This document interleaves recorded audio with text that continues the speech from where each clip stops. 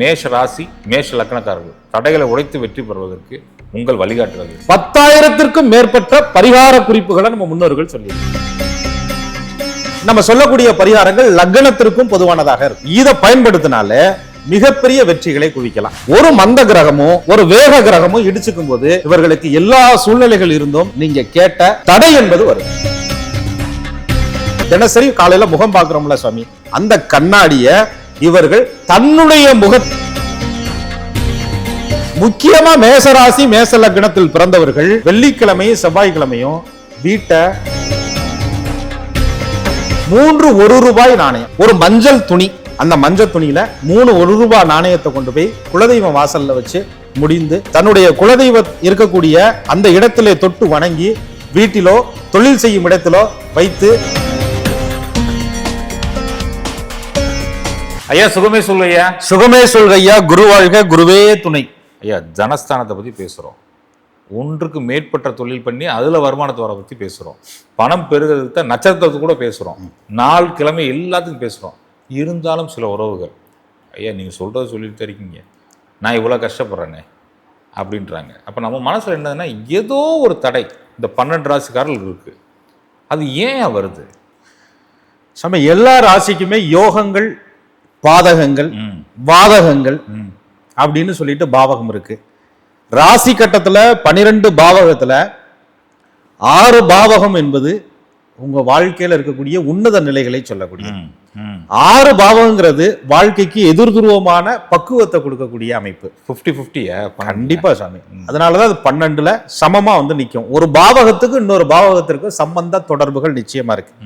அந்த அடிப்படையில தான் லாபம்னு இருந்தா நஷ்டம்னு எப்படி வருதோ, இரவு இருந்தா பகல் எப்படி வருதோ, அது போல ஏற்ற இறக்கங்கள் கண்டிப்பா வரும். நிச்சயமா சாமி. ஆனாலும் 10 பேர் கேட்கறாங்களோ 5 பேர் கேட்கறாங்களோ, நம்ம உறவுகள் 2 பேர் கேட்டா கூட தடைகளை உடைச்சு வெற்றி பெறணும் சாமி. 12 ராசிக்காரர்களும் தடைகளை உடைச்சு வெற்றி பெறணும். முதல்ல மேஷ ராசி மேஷ லக்னக்காரர்கள் தடைகளை உடைத்து வெற்றி பெறுவதற்கு உங்கள் வழிகாட்டுதல் வேணும். எண்ணற்ற பரிகாரங்கள் இருக்கு. அது வந்து நம்ம முன்னோர்கள் ஞானிகளால் சித்தர்களால் சொல்லப்பட்டதுதான். பரிகாரங்களே சொல்றீங்கன்னா ரொம்ப சந்தோஷம், நிறைவா இருக்கு. அந்த பரிகாரங்கள் உங்க ராசி லக்னத்திற்கு தகுந்த மாதிரி அதிசூட்சமா எது செய்தால் வெற்றி பெறலாம். நம்மளை சுத்தி நல்ல சூழ்நிலைகளை உருவாக்குவதன் மூலியமா, அது எப்படி சொல்லுவாங்க ஆங்கிலத்துல பாசிட்டிவ் எனர்ஜியா, பாசிட்டிவ் எனர்ஜி அப்படி சொன்னா நம்புறோம். அதே நேரத்துல முன்னோர்கள் என்ன சொல்லி இருக்கிறாங்க, பசுஞ்சாணத்துல கோலம் போடணும், மஞ்சள் தண்ணி தொளிக்கணும், வீட்டுல நல்ல வாசனாதி திரவியங்கள் போடணும், தூபம் போடணும், இந்த இடத்துல இந்தந்த பொருட்கள் வைக்கணும் அப்படின்னு வாஸ்து குறிப்புகள் முதற்கொண்டு சொல்லி வச்சிருக்கிறாங்க. அது வந்து நல்ல சூழ்நிலைகளை உருவாக்கி கொடுக்குது. அதன் மூலியமாக தனவசியமும் ஜனவசியமும் பொருள்வசியமும் ஒருத்தருக்கு கிடைக்கும். இதைத்தான் நம்ம முன்னோர்கள் சொல்லி வச்சிருக்கிறாங்க. அதை முறையா பயன்படுத்திக்கிட்டாலே ஒரு ராசிக்கு 10,000க்கும் மேற்பட்ட பரிகார குறிப்புகளை நம்ம முன்னோர்கள் சொல்லி இருக்கிறாங்க. அடே அப்பா, ஒரு ராசிக்கு, ஒரு ராசி கட்டத்துக்கு அந்த 9 நட்சத்திர பாதங்களுக்கு கிட்டத்தட்ட 10,000க்கும் மேற்பட்ட பரிகார குறிப்புகள் இருக்கு. அருமை சாமி, அருமை. அந்த அடிப்படையில் நீங்க கேட்ட மாதிரி காலச்சக்கரத்தினுடைய முதல் ராசி மேஷ ராசி. ஆமா, மேஷ ராசி மேஷ லக்னம். நம்ம சொல்லக்கூடிய பரிகாரங்கள் லக்னத்திற்கும் பொதுவானதாக இருக்கும். அதனால கேட்டுட்டேன். நிச்சயமா சாமி. இதை பயன்படுத்தினால மிகப்பெரிய வெற்றிகளை குவிக்கலாம். அந்த அடிப்படையில் பாருங்க, இந்த ராசிநாதன் செவ்வாயினாலே வேகமா முடிவெடுக்கிறது. ஹவுஸ் ஒய்ஃபா இருந்தா கூட ஒரு வேலையை செய்ய ஆரம்பிச்சிட்டாங்கன்னா கடகடகடன்னு செஞ்சு முடிச்சிருவாங்க. கொடுத்த வேலையை செய்து முடிக்கணுங்கிற எண்ணம் அதிவேகமாக இருக்கும். இதெல்லாம் மேசராசி மேச லக்னத்துக்கு இயற்கை குணம்னு நம்ம சாஸ்திரம் சொல்லுது. ஏன்னா செவ்வாய் அந்த இடத்துல பலமா இருக்கிறதுனால. இது எல்லாத்துக்கும் மேல நம்ம வீட்டுல ஒரு கிரகம் வந்து உச்சம் பெறுது. மேச ராசி மேச லக்னத்தின் மேல சூரிய பகவானே வந்து உச்சம் பெறார்.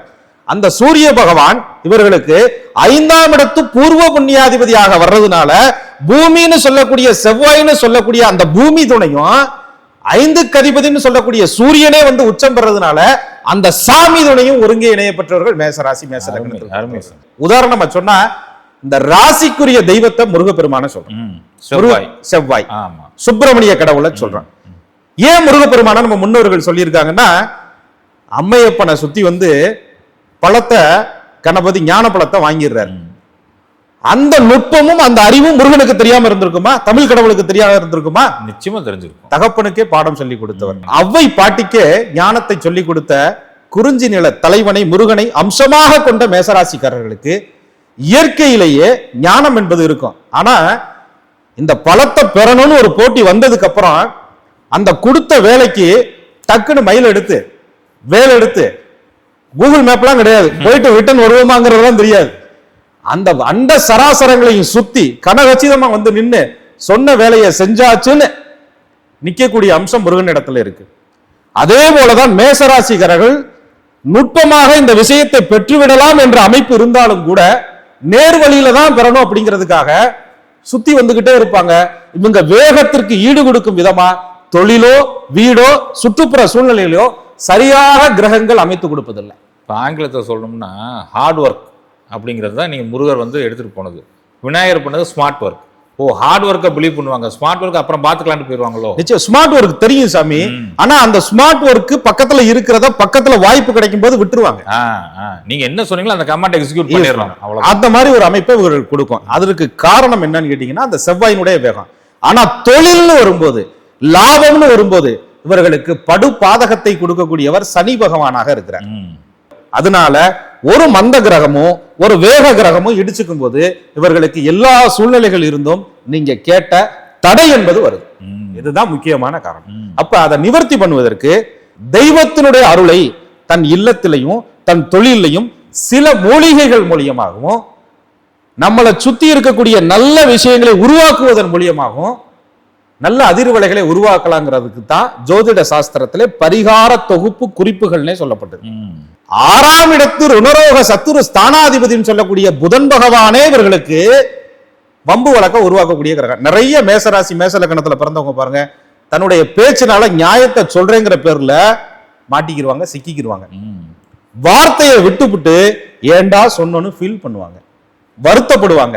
திரும்ப அவர்களிடத்துல வார்த்தையை மறந்து மன்னிக்கிற பண்பு இருந்தாலும் கூட அந்த 9 கூடிய குரு பகவானுடைய அனுகூலம் இவர்களுக்கு இருப்பதால் மன்னிக்கும் பண்பு இருந்தாலும் கூட மனக்கவலைகளை அதிகம் ஏற்படுத்திக்கிறதுக்கு காரணமே அந்த புதன் பகவான் தான்.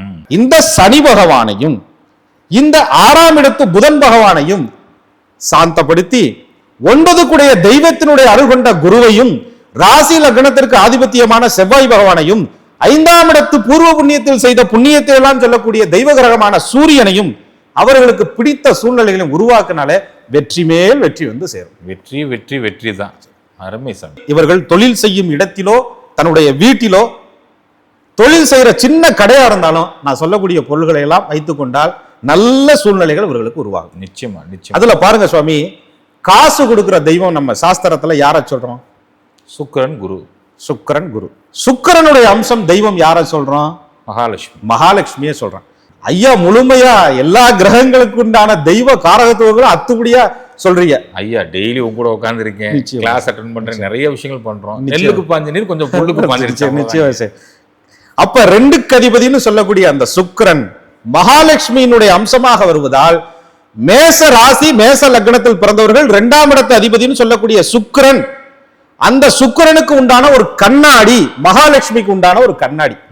தினசரி காலையில முகம் பார்க்கிறோம்ல சுவாமி, அந்த கண்ணாடிய இவர்கள் தன்னுடைய முகத்திலே காலையில் முழிக்கும் விதமாக வீட்டிலே வாங்கி வைக்க வேண்டும். ஓ, அதற்கு மிகப்பெரிய தொடர்பு இருக்கு, பிரபஞ்ச தொடர்பு இருக்கு. இவங்களுடைய அழகு முகத்தை, அந்த ராஜ கம்பீர வசீகர முகத்தை அந்த கண்ணாடியில தினசரி காலையில எந்திரிச்சு சாதிக்க பிறந்தவன், வெற்றி பெற பிறந்தவன், இந்த தடைகள் அனைத்தும் எனக்கு தவிடுபடியாக பிறந்தவன் என்று தன்னைத்தானே பாராட்டி கொள்ள வேண்டும்.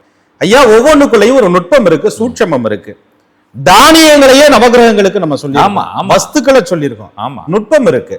அந்த கண்ணாடியை எங்க வாங்கணும்?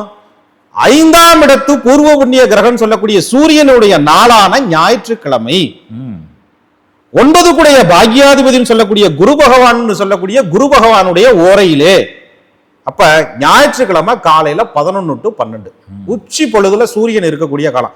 5ஆம் அதிபதியும் 9ஆம் அதிபதியும் பலம் நிறைந்த அந்த நல்ல நாளிலே ஒரு கண்ணாடி வாங்க. சாயந்தரம் வாங்கக்கூடாது சாமி, அஸ்தமன நேரத்துல வாங்கக்கூடாது சாமி. அதற்கு நிறைய விளக்கங்கள் இருக்கு, நான் அடுத்து சொல்லிடுறேன். சரிங்க சார். அப்ப பகல் பொழுதுல இந்த ஓரையில தான் பர்டிகுலரா வாங்க. அந்த கண்ணாடி என்பது இளஞ்சிவப்பு நிறத்துல இருப்பது நல்லது, பிங்க் கலர்ல இருப்பது நல்லது. ஒரு ஃப்ரேம் போட்ட கண்ணாடி, அதை வாங்கிட்டு வந்து வீட்டுல வச்சிடணும். இப்ப நம்ம உறவுகளுக்கு ஒரு சந்தேகம் வரும்ல சாமி, நீங்க இதெல்லாம் சொல்றீங்க, நீங்க சொன்ன கலர்ல கண்ணாடி வாங்கிட்டோம், எந்த பக்கம் மாட்டணும் அப்படின்னு கேட்பாங்கல்ல, எந்த முகம் பார்த்து மாட்டணும், எந்த திசை பார்த்து மாட்டணும் கேட்பாங்க. அதற்கு ஐயாவோட வழக்கம். அதாவது இத்தனை லட்சம் பேரும் இந்த காணொளியை பார்த்துக்கிட்டு இருப்பாங்க. அவங்க என்ன நிலையிலிருந்து கேள்வி கேட்பாங்கன்னு புரிந்து கேட்பதற்கு மனமார்ந்த நன்றி. நெஞ்சார்ந்த நன்றிகள் சாமி. ஏன்னா சாமி, இந்த கண்ணாடி மாற்றத்துல நிறைய சிக்கல் இருக்கு. அதாவது வாஸ்து குறிப்புகள் ரொம்ப முக்கியம். ஏன்னா எல்லா ராசிக்குமே வாஸ்து குறிப்புப்படி தான் தன்னுடைய சூழ்நிலையை அமைச்சுக்கணும். அதுல மேச ராசி மேச லக்னத்தில் பிறந்தவர்கள் தன்னுடைய வீட்டிலோ தொழில் ஸ்தானத்திலோ தெற்கு முகமாக கண்ணாடியை வைப்பது உகந்தது. தெற்கு முகமாக தான் கண்ணாடி இருக்கணும். செகண்ட் சாய்ஸ் எனக்கு ஒரு வாய்ப்பே இல்லை அப்படின்னு சொன்னா மேற்கு முகமாக இருக்கலாம். ஏன்னா இப்ப சிங்கிள் பெட்ரூம்ல இருக்காங்க, அவங்களுக்கு அந்த வாய்ப்பு இல்லைன்னா கூட மேற்கு முகமாக இருக்கலாம். அந்த சூரியனுடைய அந்த நாளிலே அந்த ஞாயிற்றுக்கிழமை குரு உரையில வாங்கிட்டு வந்துட்டு அந்த கண்ணாடியை மாட்டிட்டு பார்க்கணும். நிச்சயம் தூசி நிறைந்த கண்ணாடியை இவர்கள் பயன்படுத்தவே கூடாது. எப்பயுமே கண்ணுக்கு போடுற கண்ணாடியை கூட தூசியோட போடக்கூடாது. மேசராசி மேச லக்னக்காரர்கள், ஏன்னா 2க்கு அதிபதி சுக்கிரன், நேரடியாக மகாலட்சுமியினுடைய அனுகூலத்தை நீங்கள் இழந்ததற்கு சமம். அப்ப அதை பார்த்துட்டு அதை வேண்டிக்கணும். இது முதல் படி. எல்லார்ட்டையும் ஒரு பழக்கம் இருக்கு. காலையில தூங்கி எந்திரிச்சு முழிச்சோடனே தனக்கு பிடித்த இஷ்ட தெய்வத்தினுடைய முகத்தை பார்க்க வேண்டுங்கிற எண்ணம் இருக்கும். மேச ராசி மேச லக்னத்தில் பிறந்தவர்களுக்கு இவர்கள் மேல் இஷ்டப்பட்ட முருகப்பெருமானை பார்த்து வரணும். அந்த முருகப்பெருமானுடைய படம் எப்படி இருக்கணும் அப்படின்னு சொன்னா, முருகப்பெருமானுக்கு பின்னதாக மலை இருக்க வேண்டும், அருவிகள் இல்லாத படமாக இருக்கணும். அந்த மலையோட இருக்கக்கூடிய முருகப்பெருமானுடைய படத்தை வீட்டில் வாங்கி வைத்து இவர்கள் பார்த்து வர வேண்டும். ஒரு சின்ன கிளாரிபிகேஷன், இங்க யாருமே எந்திரிச்சு பார்க்க முன்னாடி செல்போனை பார்த்துடுறாங்க. நிச்சயமா சாமி, அந்த செல்போன் அந்த மாதிரி படத்தை வச்சாங்கன்னு வச்சுங்க, அது கூட ஒரு தாராளமா வச்சுக்கலாம் சாமி. எப்படியோ தன்னுடைய பார்வை அதன் மேல படணும், தன்னுடைய முகத்தை பார்த்துக்கணும். இது 2 விஷயம். அடுத்து சாமி, நல்ல வாசனாதியான சில மூலிகைகள் இருக்கு. மேசராசி மேச லக்னக்காரர்கள் பயன்படுத்த வேண்டிய மூலிகை.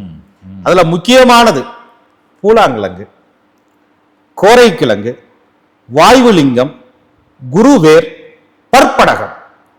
இது அனைத்துமே மூலிகைகள்ல நாட்டு மருந்து கடைகள்ல கிடைக்கும். இல்ல வாயுலிங்கிறது மூலிகை சாமி? ஆமா சாமி, மூலிகைகள் கிடைக்கும்.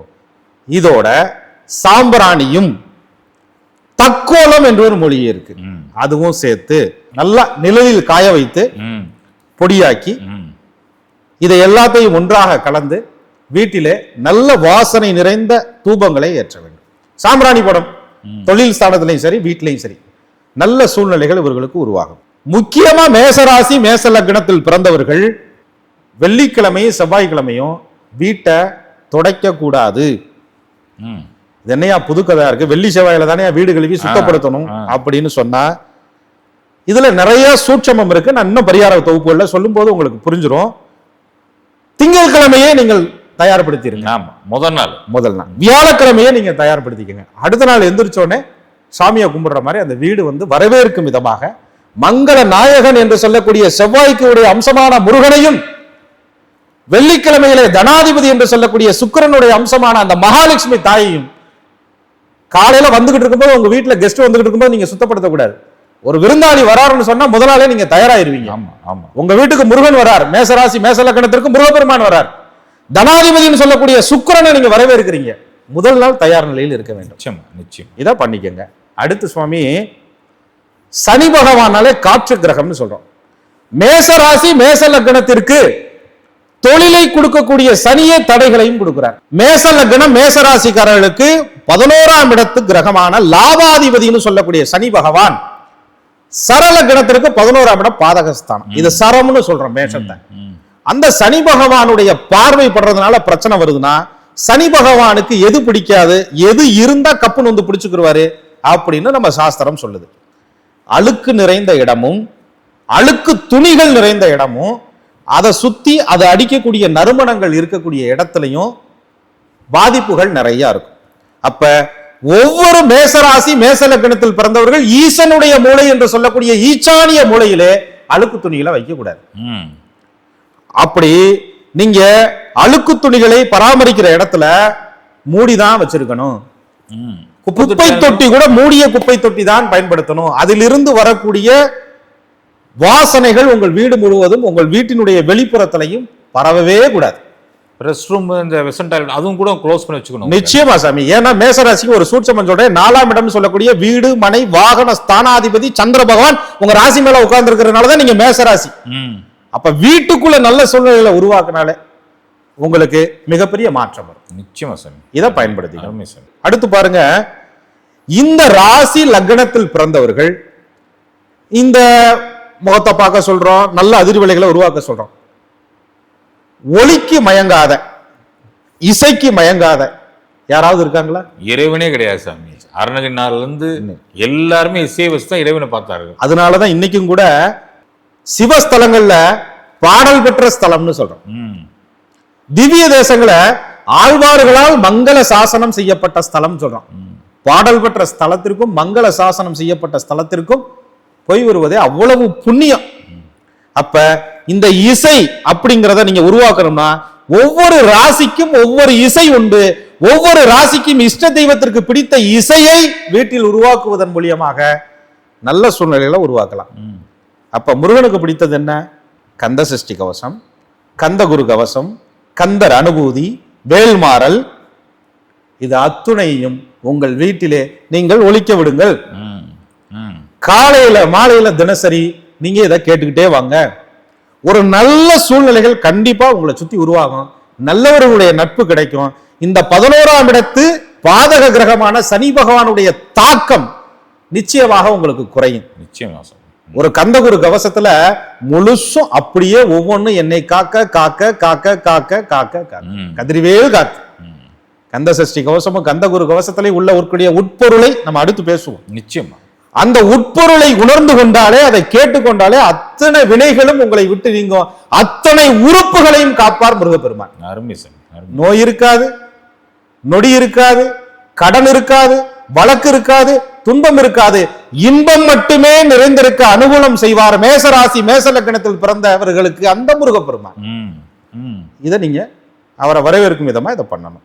மேசராசி மேச லக்னக்காரர்களுக்கு பாக்யாதிபதி எப்படி குரு பகவானா வர்றாரு? அது என்ன பாக்யாதிபதினா, நீங்க நல்லா இருக்கிறதுக்கு, புகழ் பெறுவதற்கு, உங்களை சுற்றி நல்ல வாய்ப்புகளை உருவாக்கி கொடுப்பதற்கு பாக்யாதிபதி துணை புரிகிறார். 9ஆம் அதிபதினு சொன்னா உங்களுக்கு புரிஞ்சிடும். தனுஷோட அதிபதி குரு. குரு அந்த குரு பகவானே உங்களுக்கு விரையாதிபதியா வர்றார். 12 குடையவனா வர்றார். ஆமா. அப்ப தனம், பொருளாதாரம், செல்வம் எல்லாத்தையும் நீங்க நிறைய விஷயத்துல இழக்கிறதுக்கு தயாராக இருந்தாலும் கூட, இழந்து ஒன்றை பெறணும்னு தயாரா இருந்தாலும் கூட, உங்களுக்கு இழந்ததுக்கு அப்புறமும் நிம்மதி இல்லாம போயிடுறதுக்கு காரணமே விரய கிரகம் குரு பகவானா வர்றதுனால. இந்த மேசராசி மேச லக்னத்தில் ஒருத்தர் ஜனனம் எடுப்பதற்கு காரணம் என்ன? ஏன் எடுக்கிறாங்க? இந்த எடுத்ததுக்கு அப்புறம் இவர்களை கிரகங்கள் எப்படி வழிநடத்தி கொண்டு போகுது? பிறப்பு முதல் இவர்களுடைய முக்தி வரை இந்த கிரகங்கள் செய்யக்கூடிய விளையாட்டு என்னன்னு, இந்த பிறப்பினுடைய ரகசியம் என்னன்னு நம்ம பேசுவோம் ஐயா. நிச்சயமா. அவ்வளவு நுட்பங்களை நம்ம ஞானிகள் சொல்லியிருக்கிறாங்க. எனக்கு அது ஒரு ஆசை. இவ்வளவு அக்யூரேட்டா நம்ம ஞானிகள் கணித்து இவ்வளவு தூரம் சொல்ல முடியுமா அப்படின்ற ஒரு எண்ணம். அது எத்தனை வருஷம் கழிச்சு நம்ம பேசிட்டு இருக்கோம். நிச்சயமா சாமி. இன்னைக்கும் அப்படியே இருக்கு சாமி. மறக்க முடியுமா? தவிர்க்க முடியுமா? ஆமா. இன்னைக்கும் நம்ம நிகழ்ச்சியில பாருங்க, நம்ம சேனல்ல ரிஷபசாமியா இருக்கட்டும், ஐயா தங்கபாண்டியன் ஐயாவா இருக்கட்டும், அவினாசி ஐயாவா இருக்கட்டும், இதை அடுத்த பரிணாமத்திற்கு எடுத்து சொல்றாங்க. நிச்சயமா. நம்மள்ட்ட அப்பாயின்மெண்ட் கேட்கும் போது தெளிவா பேசுறாங்க. பரிவர்த்தனை ஆயிருக்கு, வர்க்கோத்தம் ஆயிருக்கு, நீசம் பெற்றிருக்கு, ஆட்சி பெற்றிருக்கு, இந்த கிரகத்தை அந்த கிரகம் பாக்குது. மக்கள் அவ்வளவு இந்த புண்ணியம் உங்களை எல்லாம் சேரும். நிச்சயமா. நீங்க எஜுகேட் பண்ணிட்டீங்க. புத்தி என்ன, எந்த தசால நாங்க தோத்தோம், எந்த புத்தியில தோத்தோன்ற அளவுக்கு பேசுறாங்க. பெர்ஃபெக்ட்டா அடுத்த தசை என்ன வரும், எத்தனை வருஷம் இருக்கும் அப்படிங்கறது முத கொண்டு பேசுறாங்க. இந்த குரு பகவானுடைய அருள் பெறுவதற்காக 5 குடைய சூரியன் சொல்லக்கூடிய அந்த தெய்வத்தினுடைய அம்சம் இவர்களுக்கு குலதெய்வமாகவே இருப்பதால், குலதெய்வம் கோயில்ல போய் உட்கார்ந்துறணும் சாமி, குலதெய்வமே எனக்கு தெரியல அப்படின்னு சொன்னா இஷ்ட தெய்வத்தினுடைய காலடியில போய் உட்கார்ந்துறணும். அங்க ஒரு 3 விதமான செல்வங்களையும் உங்களுக்கு எடுத்துட்டு வரணும். வீட்டுக்கு எடுத்துட்டு வரணும், தொழில் ஸ்தானத்துக்கு எடுத்துட்டு வரணும். விளிம்பு நிலையில் முடியக்கூடிய இதோட நான் இழந்துட்டேன்னு சொல்லக்கூடிய சூழ்நிலைகள் கூட மாறிடும். அது என்ன? செல்வங்கள் என்பது 16 பெற்று பெருவாழ்வு வாழணும்னு சொல்றாங்க. அது என்ன 3 செல்வம் அப்படின்னு சொன்னா, மேச ராசிக்கு ராசியாதிபதி என்று சொல்லக்கூடிய செவ்வாயினுடைய அம்சமான தைரியத்தையும், 5ஆம் இடம் என்று சொல்லக்கூடிய சூரியனுடைய அம்சமான கம்பீரத்தையும், 9 குடைய பாக்கியாதிபதி தனம் பொருள் பாக்கியத்தை கொடுக்கக்கூடிய குரு பகவானை இவர்கள் வீட்டுக்கு கொண்டுட்டு வந்தாலே மற்ற எல்லா செல்வங்களும் தேடி வந்துடும். சூப்பர் சாமி.